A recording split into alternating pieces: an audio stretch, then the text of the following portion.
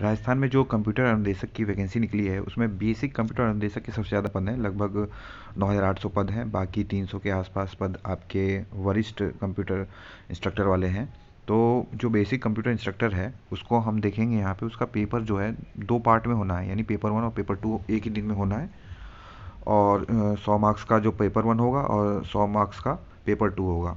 तो पेपर 1 आपका जो है जीएस, यानी कि जीएस, मैथ्स, रीजनिंग और जो करंट अफेयर होगा राजस्थान का, उस टाइप के क्वेश्चन यहाँ पे देखने को मिलेंगे। सिर्फ नॉर्मल जो पेपर्स में आते हैं, एग्जाम में क्वेश्चन पूछते हैं, 100 नंबर का तो ये होगा। बाकी जो 100 नंबर का होगा वो आपका कंप्यूटर रिलेटेड क्वेश्चन होंगे। तो यहाँ पे देख लीजिए, 100 मार्क्स का पेपर, 100 क्वेश्चन, 2 घंटे के लिए। तो इसमें यहाँ पे पूरा डिटेल सिलेबस आपका दे रखा है। आप नोटिफिकेशन खोलेंगे तो देख सकते हैं। बाकी यहाँ से आप स्क्रीन शॉट ले सकते हैं। आपका art and culture, history, geography, general science और करंट अफेयर राजस्थान, साथ में logical reasoning, decision making, general mental ability. यहाँ पे आपका क्लास 10th लेवल की मैथ पूछेगा, और चार्ट और ग्राफ्स, टेबल, डेटा सफिशिएंसी के भी क्वेश्चन आपको देखने को मिलेंगे। सबसे इंपॉर्टेंट पॉइंट यहाँ पे है कि आपकी जो निगेटिव मार्किंग है 1/3 होने वाली है।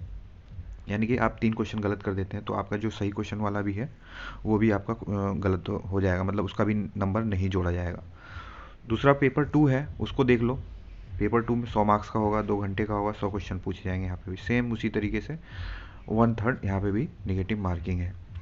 बस ये है कि यहाँ पे जो सिलेबस है उसको देखिए, यहाँ पे डिटेल बताया। पेडागोजी, सबसे ऊपर पेडागोजी दे रखा है। देखिए पेडागोजी का मतलब आपको एक कंडीशन दे देगा, वहाँ उस टाइप से डिसीजन मेकिंग क्वेश्चन उठाना पड़ेगा।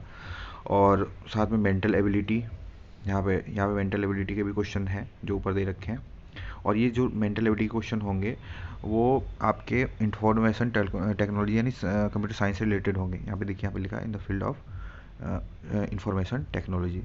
देखिए फिर सिलेबस देखेंगे। पहला जो सबसे कोर, कंप्यूटर अगर किसी चीज़ को पढ़ने जाओगे तो फंडामेंटली पढ़ोगे, तो उसको दे रखा है इन्होंने। यहाँ पे आपको डेसिमल्स, बाइनरी डेसिमल, इस टाइप के क्वेश्चन आएंगे। डेटा प्रोसेसिंग के क्वेश्चन आ सकते हैं, फाइल और उसके टाइप्स आ सकते हैं। दूसरा जो है सब्जेक्ट कह सकते हैं कंप्यूटर का, डेटा प्रोसेसिंग है। और डेटा प्रोसेसिंग में यही आपका M S word, M S office, M S excel, इससे रिलेटेड, या फिर D B M S software. देखिए एम एस एक्सेस है, किस तरीके से डेटाबेस मैनेजमेंट होता है।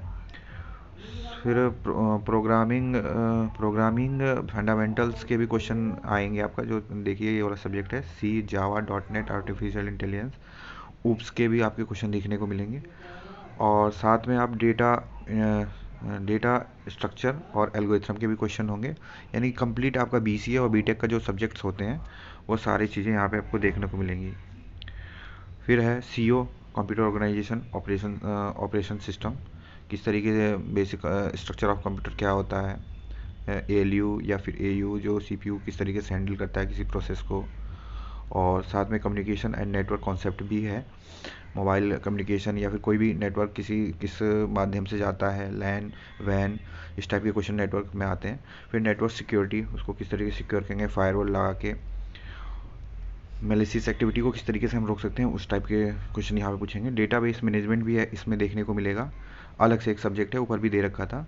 साथ में सिस्टम एनालिसिस एंड डिज़ाइन, यहाँ पे आपको सिस्टम एनालिसिस डिज़ाइन में आपको देखने को मिलेगा किस तरीके से आप किसी सिस्टम को एनालाइज करते हैं और उसको किस तरीके से एक सॉफ्टवेयर को डिज़ाइन करते हैं, मॉडलिंग वगैरह जिसमें टेस्टिंग आती है। ठीक है, देखिए यहाँ पे दे रखा है object oriented modelling using EML, testing, system implementation and maintenance. ये सारे आप कहेंगे तो मैं इसके सारे नोट्स आपको ग्रुप में शेयर कर दूंगा। ठीक है, और हो सके तो मैं आगे धीरे धीरे इसको स्टार्ट कर दूँ पढ़ाना। और लास्ट जो टॉपिक है internet of things, IoT and its application. देखिए आपने अगर ओ लेवल कर रखा है तो ये सारे आपके सब्जेक्ट लगभग सारे सब्जेक्ट आपके कवर हो जाएंगे। अगर आप ओ लेवल नहीं कर रखा है तो यहाँ पे आपको प्लस पॉइंट मिल जाएगा कि साथ में इस वैकेंसी की भी प्रिपरेशन कीजिए और ओ लेवल का फॉर्म भी आप फिल कर दीजिए। ठीक है, तो चांसेस रहेंगे कि आपका ओ लेवल भी कंप्लीट हो जाएगा, साथ में ये आपकी अगर वैकेंसी में नंबर आ जाता है तो बहुत अच्छी बात है। ये अच्छी वैकेंसी है, लगभग 9,000 पद हैं, और अदर स्टेट वाले भी इसको फिल कर सकते हैं, सबसे अच्छी बात है। यूपी में थोड़ा सा पंगा ये है कि कंप्यूटर इंस्ट्रक्टर की वैकेंसी आई तो उसमें उन्होंने कुछ ऐसी एलिजिबिलिटी मांग दी है जो बीटेक करे हुए बंदे फुलफिल नहीं कर पा रहे हैं। सीटीआई नाम का एक डिप्लोमा सर्टिफिकेट मांग लिया है, तो उनके लिए अच्छी अपॉर्चुनिटी है कि आप राजस्थान में भर सकते हैं। और इसके अलावा सेम इसी तरीके से आपको जो वरिष्ठ कंप्यूटर अनुदेशक वाली जो वैकेंसी है उसमें भी है। देखिए हम यहाँ पे देखते हैं, देखिए सीनियर कंप्यूटर इंस्ट्रक्टर जो है पेपर 1 सेम उसी तरीके से है, यहाँ पे सारी चीज़ वही दे रखी है। और पेपर 2 में भी लगभग फंडामेंटल कंप्यूटर सारा वही दे रखा है। हाँ, लेकिन यहाँ पे ऑपरेटिंग सिस्टम एक सब्जेक्ट आपका बढ़ा दिया है, ऑपरेटिंग सिस्टम भी है। कुछ कुछ में ये देखिए डेटा कंप्यूटर नेटवर्क्स में सारे टीसीपी प्रोटोकॉल वगैरह आपका आ गया है। इसके अलावा नेटवर्क सिक्योरिटी में भी काफ़ी सारे जो पॉइंट टॉपिक हैं वो बढ़ा दिए हैं। वेब डेवलपमेंट भी एक टॉपिक आ गया है।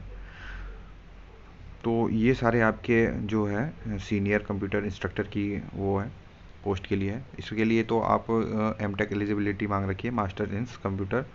तो जो बच्चे अगर सिलेबस के लिए वो थे तो यहाँ से स्क्रीनशॉट ले सकते हैं, या ग्रुप में इसको मैं शेयर कर दूंगा, आप वहाँ से देख सकते हैं। Thank you.